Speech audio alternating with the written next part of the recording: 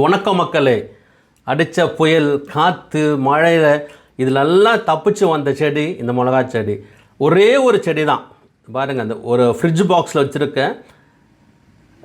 நல்ல ஒரு அறுவடை எனக்கு கொடுத்துச்சு. அது எப்போவுமே செடி மாதிரி வைக்கிறப்போ எவ்வளோக்குள்ள பெரிய பாக்ஸில் வைக்கிறீங்களோ அவ்வளோக்குள்ள நல்லா அறுவடை எடுக்கலாம். எப்படி நிலத்தில் வச்சா அதிகமான அறுவடை கிடைக்குதோ அந்த மாதிரி மாடி தோட்டத்தில் இந்த மாதிரி ஃப்ரிட்ஜ் யூஸ் பண்ணுங்க. நீங்கள் சின்ன சின்ன பேக் யூஸ் பண்ணுறதோட ஃப்ரிட்ஜு யூஸ் பண்ணிங்கன்னா உங்களோட உழைப்புக்கு ஏற்ற பலன் கிடைக்கும். இந்த மிளகாய் பாருங்கள், எவ்வளோ பெருசு பெருசாக இருக்குது. மிளகாய் இருக்குது ஒரே செடியில், எவ்வளோ காய் பாரு, கொத்து கொத்தாக இருக்குது. இது 2வது அறுவடை. ஏற்கனவே ஒரு அறுவடை பண்ணிவிட்டேன். இது 2வது அறுவடை பண்ணுறதுக்காக நான் விட்டுருக்கேன். ஒவ்வொரு கணுலையும் எனக்கு மிளகா இருந்தது. உங்கள் மாடி தோட்டத்தில் 100% சக்ஸஸ்ஃபுல்லாக ஒரு அறுவடை பார்க்கணும் அப்படின்னா இந்த வீடியோ முழுசாக பாருங்கள். ஃபஸ்ட்டு மண்கலவை, நல்ல ஒரு மண்கலவை கொடுங்க. நாற்று நல்ல நாற்றாக செலக்ட் பண்ணி வைங்க. க்ரோ பேக், ஒரு க்ரோ பேக்கு ஒரு நாற்று வைங்க.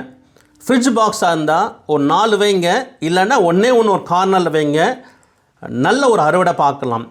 நாற்று கொஞ்சம் வளர்ந்த உடனே அதுக்கு கோமியம் மட்டும் தெளிங்க. 1 லிட்டருக்கு 5 ml வாட்டரில் மிக்ஸ் பண்ணி வாரத்தில் ஒரு நாள் தெளிங்க.